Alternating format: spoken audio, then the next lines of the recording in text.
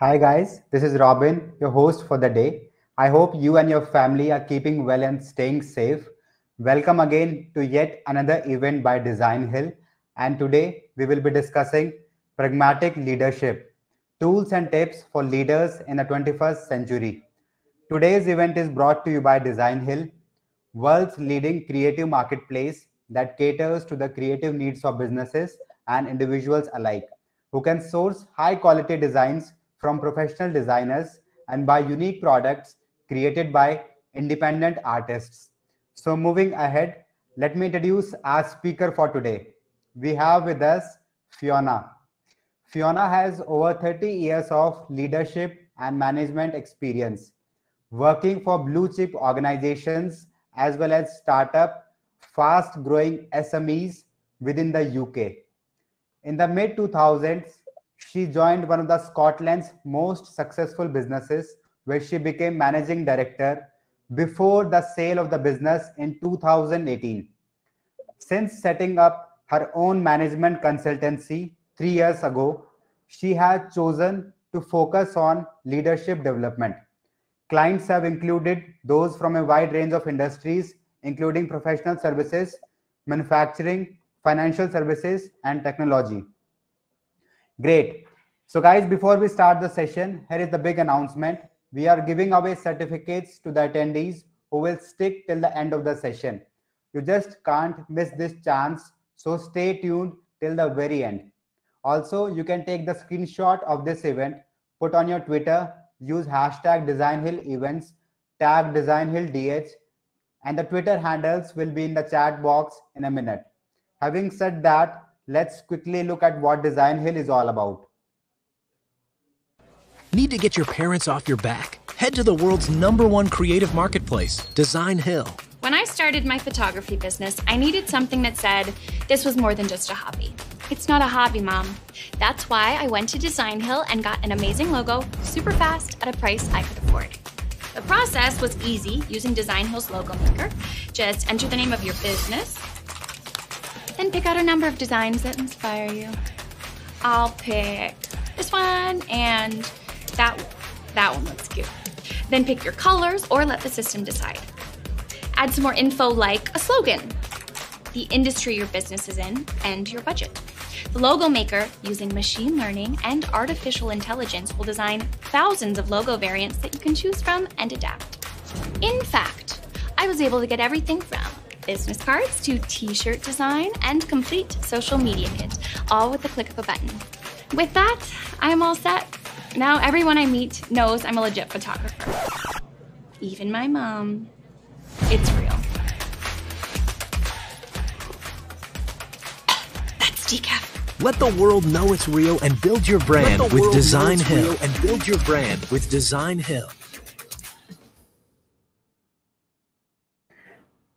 All right. So, guys, this was all about Designhill, and now we are all set to start the session.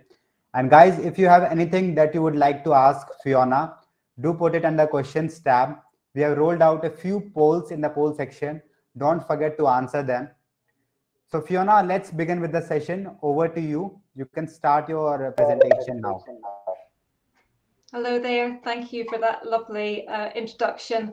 And hello to everybody, and thank you for attending. It's lovely to see in the chat where everybody is from, and a big hello from me too. So I'm just about to share my screen with you, and you should then see a presentation coming up. So today's workshop is all about leading in the 21st century and why your behaviours matter. So we're going to take a little bit of a whistle-stop tour over the next hour or so, but I'm hoping what this will give you is lots of good hints and tips as to things that you can do back in the workplace. We're going to look first of all at your key role as a leader. So what it is about leading and managing in an organisation that you should perhaps be really focusing on and doing. And then we're going to look at why your behaviours really matter. So what it is about what you do and how you do it that really matters in how you actually lead your organisation and lead the people in your team.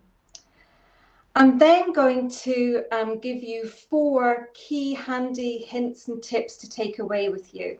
I don't know about you, but I've been on quite a lot of leadership and management development programs over the years, been to some brilliant inspirational talks and workshops and all these things, and then kind of gone back and thought, oh, I'm not quite sure what I actually do. That was really interesting, but what can I do back here? And what I want to make sure you go away from today with is some things that you can actually use back in the workplace. So there'll be 4 key habits that I'm going to suggest that you take. And to bring all of that together, we're going to interweave a story through the workshop as well. I'm going to tell you a story about an organisation which have started really well and things have been going brilliantly, but things begin to change. And we're going to look at why that has actually happened. So as we said, any questions, please pop them into the chat. We will aim to answer all of those towards the end of the presentation, but we'll make sure that we get to them. So do raise anything as we go. So first of all, I just want to talk a little bit about what pragmatic leadership is, because that's the name of my business. That's what I talk about. And if we were all together sitting in a room just now and we were running a workshop, I'd probably be doing some interactive session with you in terms of asking you, okay, who are good managers and leaders that you've worked with and who are great ones? And what was the difference between those two? What moved somebody from being a really good manager to a great manager? What was it that made the difference for you? And I just move here. And quite often, there's been a lot of research done on what leadership skills and management skills look like. And the research has shown that people do sometimes tend to be either task focused or people focused. And we can probably all relate to people who we've worked with who were absolutely great on the task, really good managers who were complete finishers, got the project done, knew exactly where things were, but maybe didn't manage to take the team with them. Equally, we probably worked with people who were great orators, took people with them, got the team going, were really innovative and had these great ideas and got everybody really enthusiastic, but left a trail of destruction behind them afterwards. And what pragmatic leadership is for me is the combination of those 2 sets of skills, bringing together some of the practical skills of management and the behavioural skills of leadership, bringing them both together. And that's almost what I would call the secret sauce of making a good leader a great leader. And that's all about engaging your people. And what we're going to talk about is engage people and why and how your behaviours manage to engage others. Now, you might be sitting there going, well, what is your key role as a leader today? And I think there's quite a shift in what's been happening in the world of work. For a number of us over the last 18 months, our work environment has changed. And we've moved to working perhaps hybrid. Some of us are maybe even working from home. Some of us, even if we're working from home, maybe managing now remote teams. So things have changed quite a lot over the last 18 months for many of us. And we've talked a lot over the years about the need for leaders to attract really great talent to their organisation. There was lots of talk about the war on talent and attracting people into your organisation. I think key now for leaders in organisations is to retain your talent. And you want to retain your talent because the world has actually got smaller. Here I am. I'm speaking to you from Scotland in the UK, and technically I could be working anywhere, and a number of your team can probably be the same. So employers have a rich tapestry of people that they can employ around the world now, and therefore you need to be making sure that you hang on to and retain the best talent that you can. I saw a lovely phrase the other day, and I think it's actually a course that you can do. And it said, be the boss they don't want to leave. And one of the key things is that when people leave businesses, they tend not to leave the business, they tend to leave the manager. The reason for leaving will be something has happened in the relationship with the manager. They may reflect it as being something that's happened with the organisation, but more often than not, it is the manager or leader that they leave, not the organisation itself. And that's why it's really important that you engage your people. Now, I've already kind of mentioned this engagement thing of people, and what does that actually mean? What is an engaged employee? So if we were sitting just now and we were drawing a picture or having an engaged employee standing in front of us, what would they actually say? What would they be saying made them feel really part of the organisation, really engaged in the organisation itself? And they would be telling us that they were people that they felt that they were really regularly communicated with, and that they were given feedback on their job performance, that they felt very fairly treated within the organisation, they felt part of a team, and that they would know what was expected of them. So if we were interviewing somebody who was what we would class as really engaged in the organisation, these are all the things that they would be saying were happening to them. They would feel engaged, they'd be getting regularly communicated with, they'd be getting lots of feedback, they'd feel part of a team, they would know the expectations of their job role. Now that actually sounds like a reasonable amount of work. So why, as a leader, would we bother? Because you know what, I could just go to work every day, and as long as I'm doing my job and satisfying my boss, and everybody around me in my team is doing their job and satisfying me, what else do I need to do? Why would I bother going to all the effort to give the feedback, to engage them, to tell them what they've expected of them in their job role, etc., etc.? Why would you bother? Well, there are 4 really good reasons to engage your employees. Reason number 1, engaged employees are much more productive. And think about that in terms of yourself. And if you are happy at your work and you're engaged and you know what's expected of you, you kind of go in with a wee bit of a spring in your step, don't you? And it has been proven that engaged employees are much more productive. So you gain more as a leader and a manager from employees who are engaged. You're also much more likely to have somebody who will stay with you. So an engaged employee is much more likely to stay with the organisation. So let's think back to what is one of the key roles or the key role for you as a leader. It is to retain your workforce. So engaged employees, those that you make the effort to engage them, are much more likely to remain with you. They're also much more likely to be happier employees. And you might kind of say, well, you know, so what? What's the big thing about that? Well, let me tell you that trying to manage a grumpy employee is pretty blinking hard. It's hard work. But one of the things that you also need to think about is that your engaged employees and your happy employees are fantastic brand ambassadors for you. They are going out and telling their family and friends how happy they are at work and how much they enjoy working with your organisation. How better to either gain new customers or gain new employees into the organisation if you've got brilliant brand ambassadors amongst your engaged employees. And finally, for our number 4 here, our engaged employees are very, very loyal to organisations.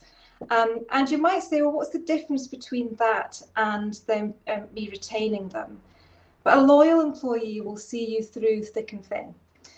So they will be there. I mean, every organisation has its ups and downs. Every leader has their ups and downs. But your loyal employees will remain with you. So why would you bother trying to engage your employees? Well, I think I've given you 4 reasonably good reasons as to why you would do that. So I want to tell you a story now, which is going to illustrate some of this to you and allow us to really start thinking about behaviours, because we've talked there about some of the things that you need to do as far as engaging your employees and giving them feedback, etc. But what is it about your behaviours that actually manage to engage employees? What's the important thing about a leader that you do on an everyday basis to ensure that your employees are engaged with you? So let's start a story, and let's hear a little bit about Chris. So welcome, Chris. Chris is an entrepreneur and has a fabulous, very successful, multi-award winning, multi-million turnover business, which he founded about 15 years ago. And the story of his rise of success is something that's really baked into the history of the organisation, because Chris started the organisation when he was pretty down on his luck. He'd been made redundant, he'd lost his job, he'd lost his house as a result of that, and he'd had to move back in with his parents, and he started this job and he started this business from a really small bedroom in his parents' house. But over the years, steadily he has grown that business. And it grew in year 1 to having just 1 person with him, and then 2. Then he had to move out of the bedroom into a small office, up until 5 years ago, when the business really expanded and he went in and he bought and created these brand new fabulous building and an office space for the business. So they moved to these swanky new fantastic offices, really lovely. Offices that really espoused the values that Chris wanted or had really kind of built the business on. He was really about innovation. He was really about sharing ideas and collaborating with others. He'd seen how his business could grow in that format. He was really about integrity, but there was also a bit of a work hard, play hard ethic in the organisation too. And the officers screamed that, and their values were around, and everybody just loved kind of being there and being in the office. And the business grew, and they had now about 250 employees within the organisation. And during that time, Chris's roles had to change quite considerably as well. So from 15 years ago, when he was in the bedroom doing it all himself, he's now got a workforce of around 250 people. And he's got directors and leaders and team leaders within the organisation. So he's built a kind of hierarchical structure. He's still sitting at the top, but there's a hierarchical structure beneath him. And his role has really changed as well. No longer is he kind of in the office every day and in the business. He has a much more ambassadorial role. He's out and about and he's networking and he's drawing new business into the organisation. About 12 months ago, Chris started to notice that things were growing, but not wrong, but just things were happening that he wasn't quite so happy with. So he'd had this great, phenomenal, successful business, everything going well, everybody really working hard for the organisation. But he started to notice things that when he was in the office, the desks were really untidy. Now, this was a real bugbear for Chris, because actually, having started the organisation in that small bedroom, he was really neat. He had to be neat. He couldn't afford to be messy at that stage. And that was something that he'd carried through the organisation as it grew. Clear desk policy was really important to Chris. But he was noticing that that wasn't what was happening in the office anymore. But he didn't say anything. He's got leaders, he's got other people in the organisation who now run the business on a day-to-day basis. He didn't need to say anything about that. They would handle it. The next thing he started to notice as well was that people were starting to be a little bit late for meetings. And again, that was something that Chris had never experienced before. There'd always been lots of engagement and people ensuring that they arrived on time. And people were arriving late. And if you know anything, and if you're experiencing online meetings, even people arriving 1 or 2 minutes late is really noticeable. Again, Chris kind of thought, well, the managers will deal with this. I don't need to say anything. They'll pick this up. That's the type of thing that, we know that that's not right. People should turn up to meetings on time. But when he was in the office, on the days that he did kind of come into the office, he actually found it really difficult to find any of the leaders and managers in there. It was almost as if they were hiding away in their offices or having little meetings. It was really tricky to find people to actually speak to. So there wasn't almost a presence any longer in the office of the leadership. And Chris did, on an annual basis, what he called his town hall meetings. So these are the meetings where he stood up and talked about the business, but also got a load of feedback from those in the business as well. And he started running his usual town hall meetings and was really shocked with some of the feedback that he was getting. He was getting feedback that there was a lot of staff who felt really disengaged and didn't feel part of the organisation anymore. They cited the fact that managers couldn't ever be seen, couldn't ever be found. They weren't getting very much feedback. They didn't know the direction that the organisation was going. They didn't know what the objectives were. They didn't know what the strategy was. All of this really horrified Chris, and he was really worried about where things were going.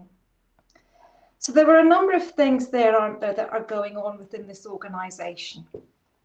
There are performance issues that are being unaddressed. So if you think about even just things like not turning up at meetings on time, leaving your desk really messy, those issues, if they're not addressed, really undermine the credibility of the leaders, because people start to think, oh, well, if nobody's bothering about this, why would I bother? If I've got a messy desk and nobody's picking me up about it, then anybody can have a messy desk. And so that undermining of the credibility of the leaders is going on within this organisation. And it's coming from Chris as well, because he's not picking anybody up on it. The leaders are invisible. So I spoke a little bit there about the fact that Chris couldn't find people, but he's also starting to get this feedback as well from his team. They can't find that the leaders are invisible. And Chris himself is physically not in the building very often. And he's been told, we don't see you very often either. You're invisible to us in the organisation. Feedback is pretty infrequent or non-existent. So staff are telling him, we can't hear anything. We don't know what's going on. But if you think about what Chris has done too, his feedback hasn't been going to leaders. He's not been giving them any feedback on what he's seeing and observing in the office. And so the values of the business are really not being upheld, and they're starting to be what I would call eroded. So let's fast forward ourselves on 6 months, because this is a story, and we can do that. Let's have a think now, or let's have a story now about what the business impact is. So we've moved on 6 months, and actually year-on-year growth is falling. It's going down. As are customer satisfaction levels, they're also deteriorating and going down. For the first time ever in Chris's journey through this organisation and the building of his organisation, his staff turnover levels are starting to go up. And he's never experienced that before. People haven't left that business very often. They've been incredibly loyal up until now. And really what we're starting to see is that the behaviours within the business are leading to reduced employee engagement. People are disengaged with the organisation. They're moving on. So what, you might say, that kind of, businesses go up and down. You have peaks and you have troughs. Some businesses do well some years, not so well others. But Chris's business is in a market that should be buoyant. He should be growing. There are plenty of opportunities for this organisation to grow. The unravelling of this business is happening because of the external factors. It's all, or not happening rather because of the external factors. They're happening because the unravelling is becoming from within. And those internal behaviours of those leaders and those managers and of Chris himself are directly affecting the morale, the productivity, and the business performance. So think about that story and think about it in the context of why your behaviours matter and why Chris's behaviours matter and how he's leading this organisation. You set the tone. You set the tone as to how people operate on a day-to-day basis, how much they give to the organisation and how much they give to you. If you allow things to slip, you set the tone and allow things to carry on. And so almost a spiral of descent begins. Your team will follow you. Chris had a team that were following him for years and years, and then suddenly, whatever happened, things started to go wrong. They're not following him anymore. And what does he need to do about that? Engaged teams are productive teams, so let's keep reiterating that and going back to it. Why do your behaviours matter? Why does it matter how much you engage with your organisation and your team and your people and your individuals around about you? It's because once you engage with them, they become more productive. Think about this organisation where performance is going down. It's going down because it's a disengaged workforce, not anything else. And finally, the old adage, your people are your business. So you'll often hear this said that people are your greatest assets, etc. But this is a real business here that demonstrates exactly why that is and what happens when the behaviours within the organisation begin to get eroded. So what should you do about all of that? Well, we're going to move on and talk about how you can transfer those leadership skills and behaviours into habits on a day-to-day basis. But I think, first of all, we'll go back to Designhill and perhaps see another advert from you. All right. And guys, I'm sure everyone is enjoying this insightful session by Fiona. And guys, stay tuned. We will be back for questions in a while after Fiona's presentation. Let's take a quick break.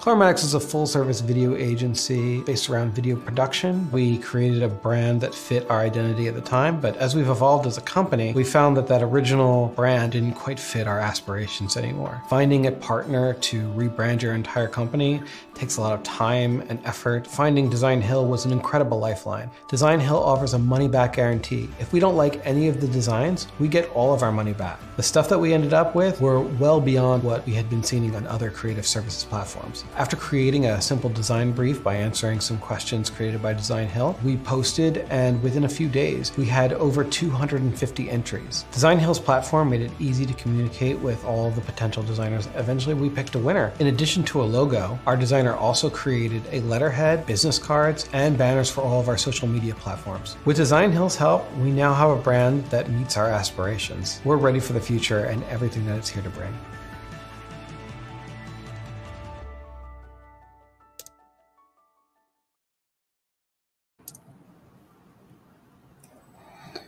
All right. So guys, we are back again with our amazing guest, Fiona. Fiona, you can resume your presentation now. Thank you. That's great. Thanks for that.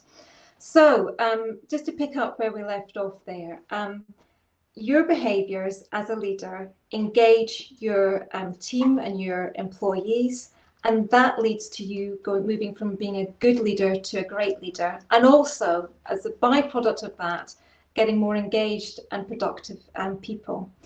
So what I want to talk to you today about is 4 habits that I think really help you engage with your team, and are 4 really easy habits to get into on a day-to-day basis and make a real difference to those who are around you. So let's talk about habit number 1. And I talk about this in terms of management by walking about. And we are going to talk, because I know a number of you, and I saw in the questions there about managing people remotely as well. And there are kind of 2 ways that we can do this. So let's talk about management by walking the floor and walking about as if you're in an office. And this is all about you being visible.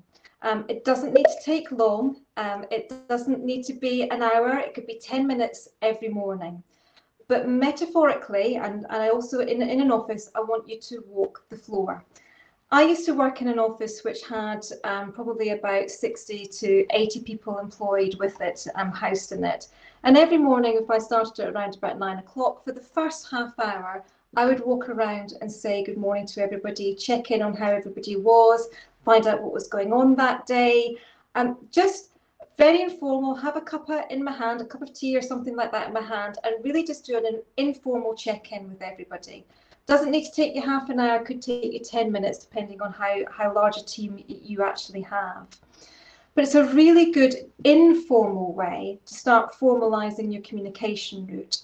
Because what that does is that it signals to everybody that there's a point in the day when you are always available, when you're always around. So that first half hour of my day was a really good way for people to know, oh, if you're not be talking about, I'll just catch you about something later on. Because it stops you then being interrupted during the day. So if we were doing a workshop just now about time management, we would be talking about how do you reduce the interruptions that you get during a day. Well, a good habit to get into and a good behaviour to do is to walk around every day and just let people know that you're there. And that's the time when you can speak to them.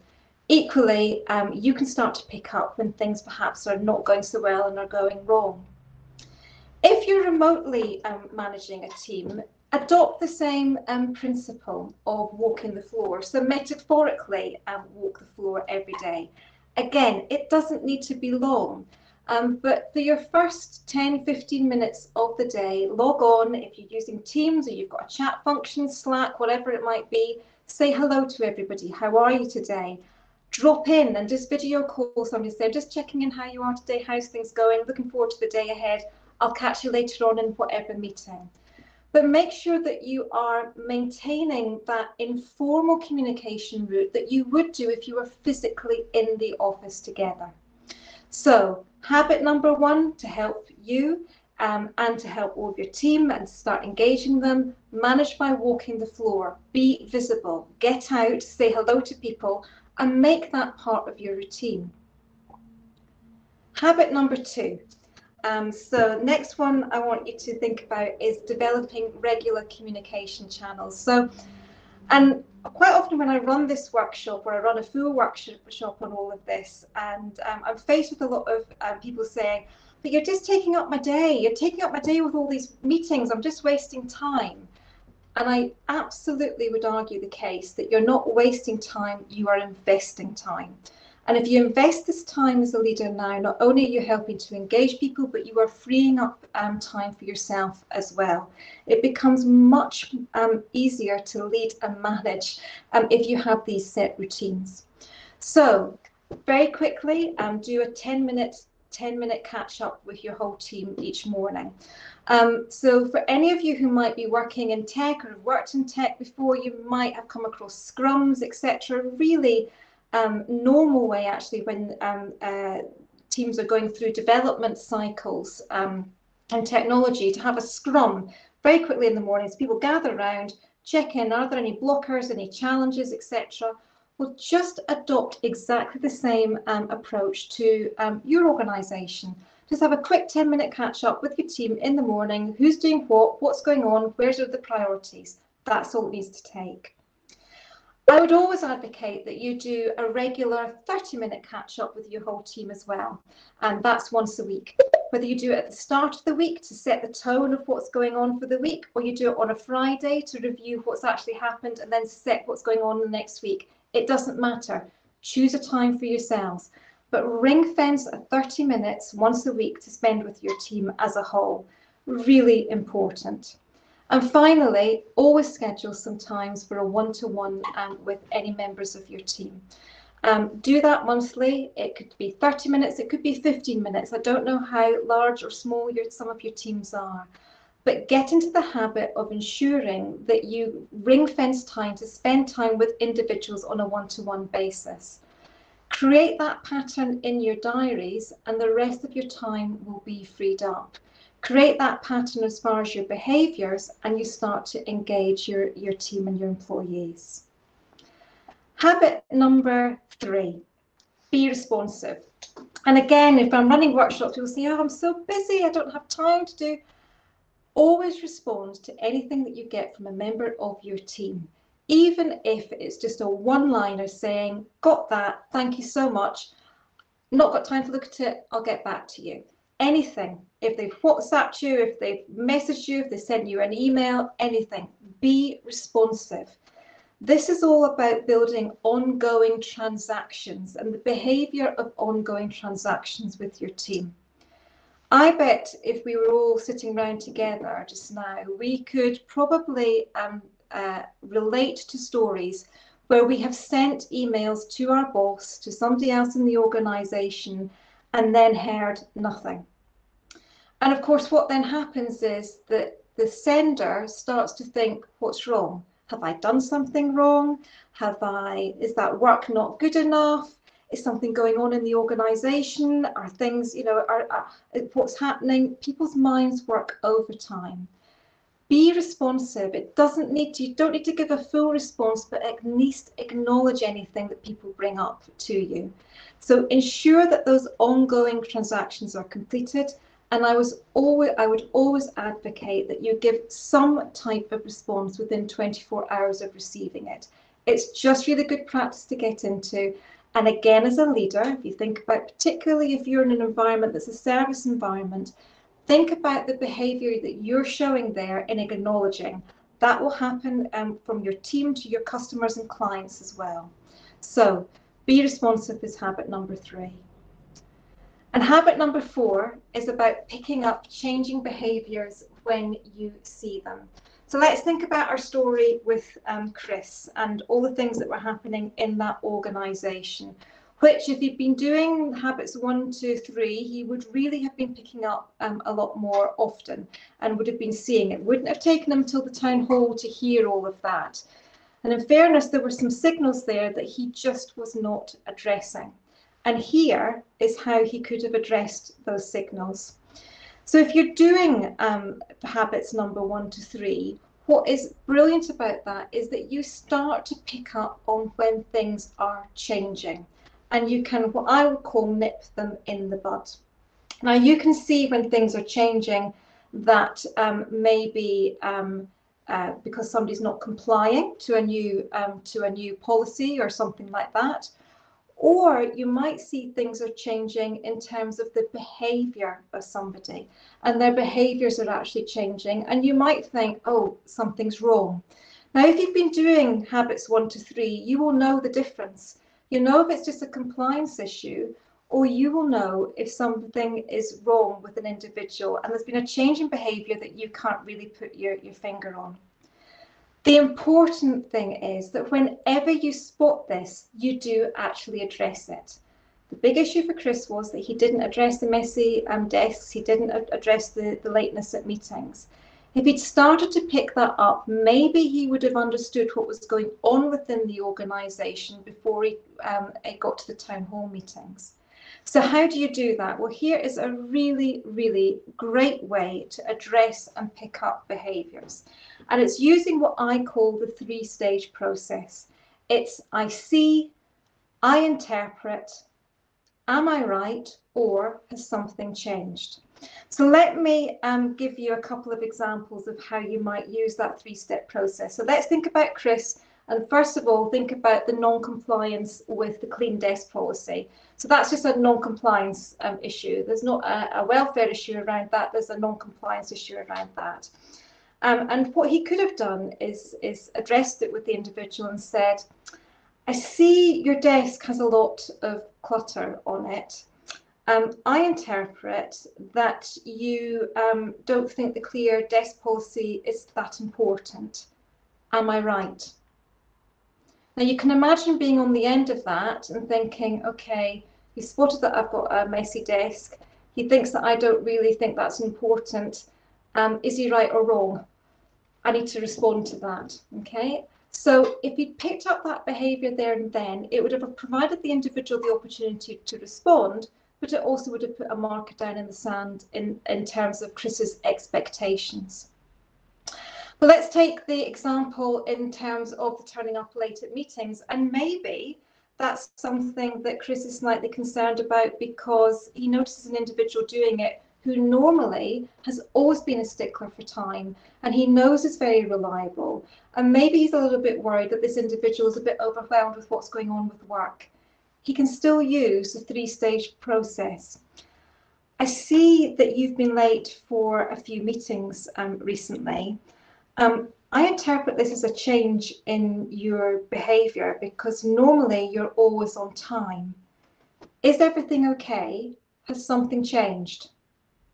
So you can again see the 3-step process there that he's using, but it addresses the issue up front and allows the individual to feed back to him, well, yes, everything is okay, but I'm completely stressed and I'm overwhelmed with work. Well, then Chris can help deal with that.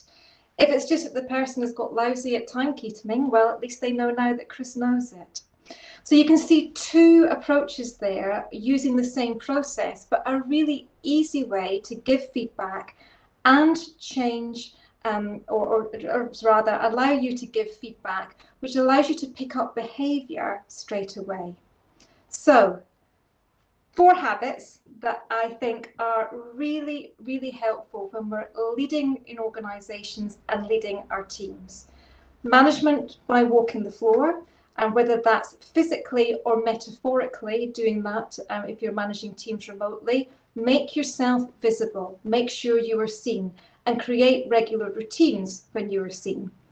Ensure that you have regular communication slots, because that's not wasting time, that is investing time and freeing up time for the future.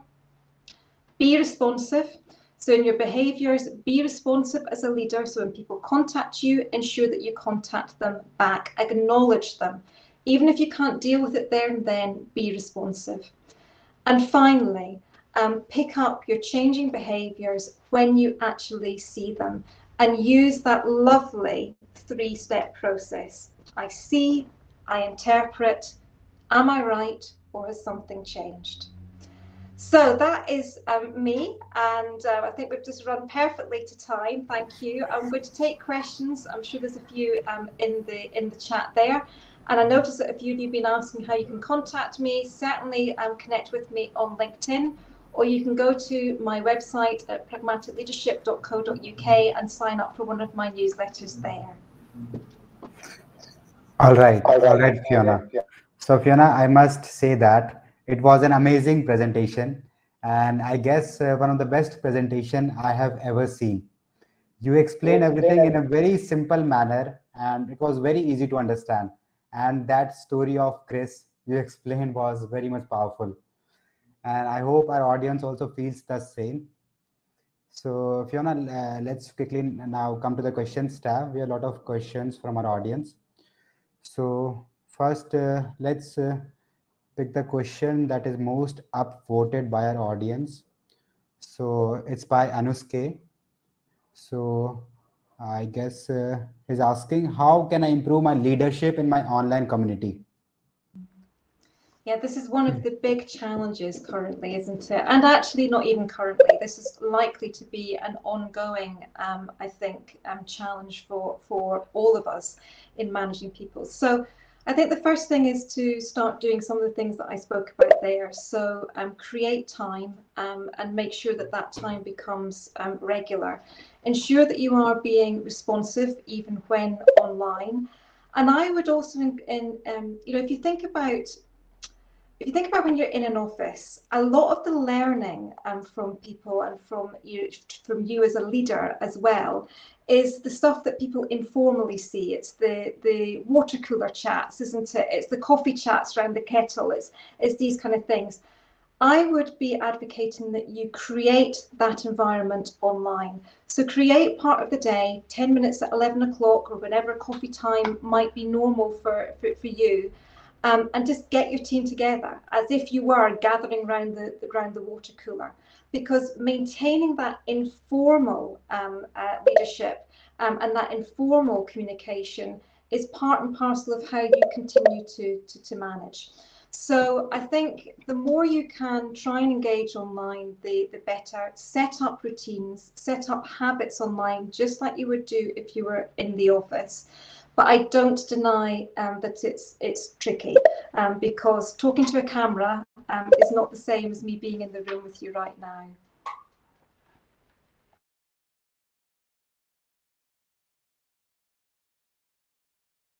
Oh, I can't hear you. Sorry. So Fiona, let's come to the next question. And thank you for answering that. So now let's see which is the most upvoted question after that. So it's from Kaisha. She's asking, what advice do you have for introverted leaders?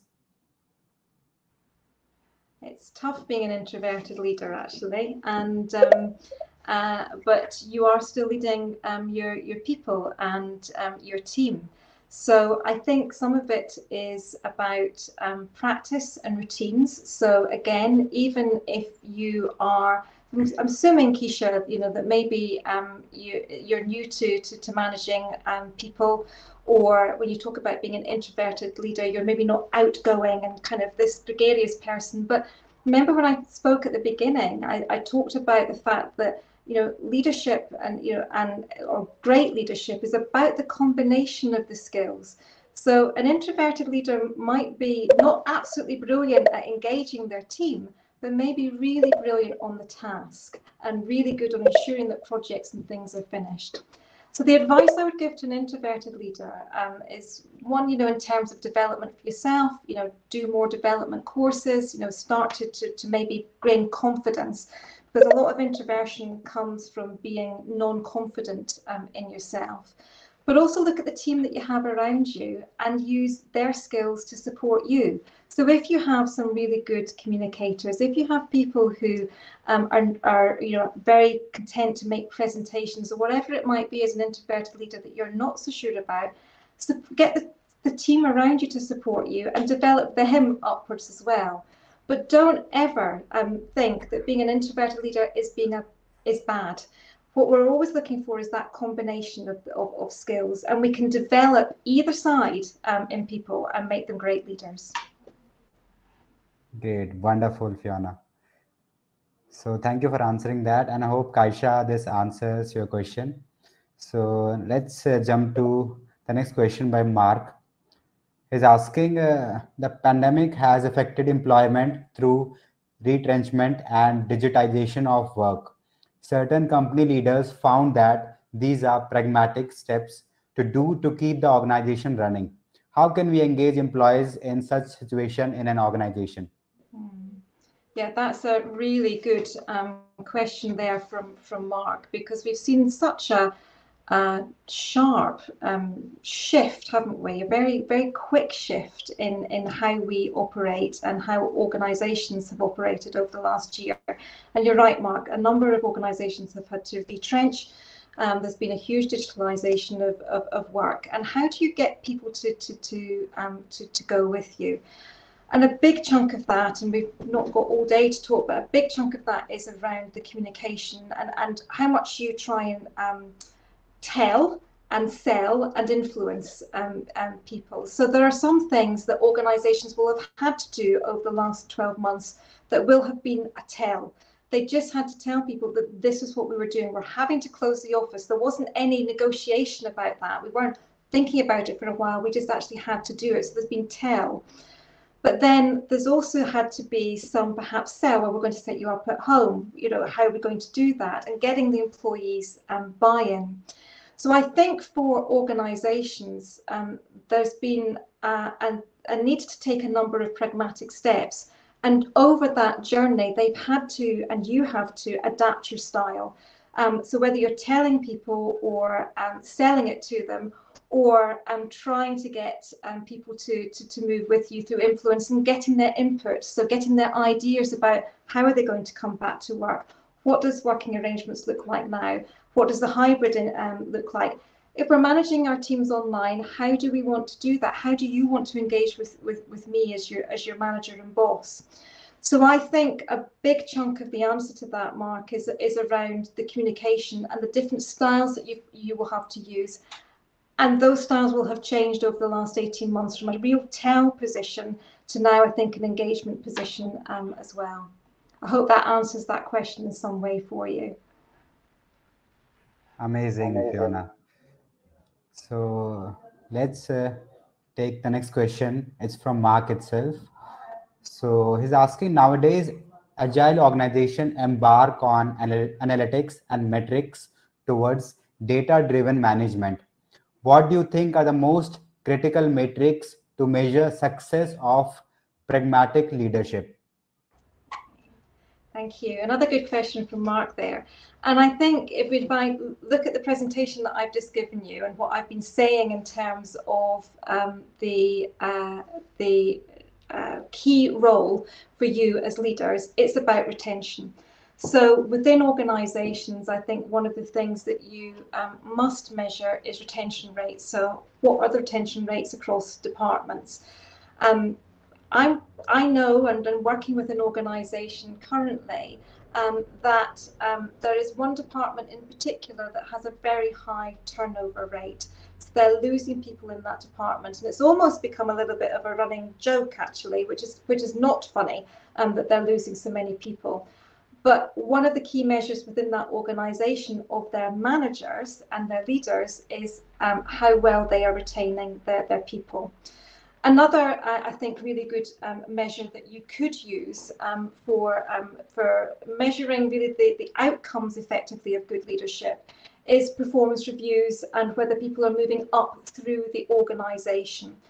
So you can tangibly look at where people have moved and what kind of performance ratings they're actually getting. And the third thing you can do in terms of just looking at, whether leadership behaviours are good across the organisation is to undertake things like engagement surveys. So to provide yourself with metrics of engagement surveys. And I would always do that over a period of time. So do a base one and then do one 6 months later and then 6 months after that again, and really see whether the engagement levels of your teams are going up or down. But I think I don't think it's impossible to measure how well or what the successes are of pragmatic leadership or leadership in general. I think you just need to be clever about the metrics that you put in place, and really what you're looking at is the people outcomes. Great, great. So now let's see more questions from our audience. So we have a question from Jacqueline. Can you see that, Fiona? It's on the top. Oh yes, yeah. So Are there more sources to improving pragmatic leadership? This is a webinar, is a good start, but is there any way that we can improve and make it consistent? So, well, of course, I'm going to advertise myself here and say, jump onto my website, be part of my at least monthly newsletter, come and join some of my other workshops that I do run. But in saying all of that, I think if you can take the model that I talk about, where it's the secret sauce between the task orientated and the people orientated, and the important piece around that behaviours. There are lots of courses out there which are very good at supporting leaders and taking leaders forward. And that course that the title that I talked about there about Be the Boss That People Don't Want to Leave. There are a number of things like LinkedIn, etc., where you can do these types of courses. I think one of the key things is, though, and one of the things that I'm very passionate about is that you don't just go and do a course and then leave it. I always think that it's really important to follow up a course, maybe 6 to 8 weeks later, and do some coaching on it. And what I tend to do, and I think what, if I'm honest, what a good sign of a good course is that you do the course, and then 6 or 8 weeks later, there's everybody who was on that course maybe comes back for a group coaching session. And you can do that online, you can do that remotely. But it's really important to revisit what did you learn, what's been going well, what hasn't been going so well following the course, what's changed, what hasn't changed, so that you can build on the course, but also you can start to embed some of the behaviours and embed some of the things a bit more, because you're kind of committing to it. So I really think that it's important that as you're developing your skills as a leader, that you hold yourself accountable, and whether that's in the group that you've been training or with the people back at the office.